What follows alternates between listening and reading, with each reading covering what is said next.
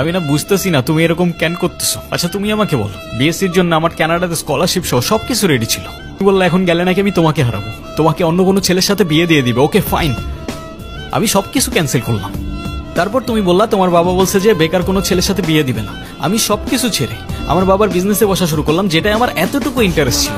আমি আমার সব ইচ্ছা ছেড়ে তোমার জন্য পারফেক্ট হওয়ার চেষ্টা করলাম। তারপর কিসের কমতি থেকে গেল যে তুমি আজকে এঙ্গেজমেন্ট রিংটা ফেরত দিয়ে দিচ্ছ? আরে আমাকে কারণটা তো বলো অ্যাটলিস্ট। কোনো কারণ নেই, আমার মনে হচ্ছে না আমাদের একসাথে থাকাটা পসিবল। That's it? সিরিয়াসলি তোমার মনে হচ্ছে না আমাদের একসাথে থাকাটা পসিবল? What about me? আমার কি মনে হচ্ছে সেটার কোনো ভ্যালু নাই? আমার সাইডটা কে দেখবে রুহি? দেখো, এত কথা বাড়ানোর কোনো মানে নেই, অযথা সময় নষ্ট করো না। সময় তো তুমি আমার নষ্ট করছো। এরকমটাই করার হইলে আমার লাইফটা কেন নষ্ট করলা? ভেঙে ফেলার হইলে সব আগেই ভেঙে ফেলতা, নাকি হুট করে এখন বেটার কাউকে পেয়ে গেছো?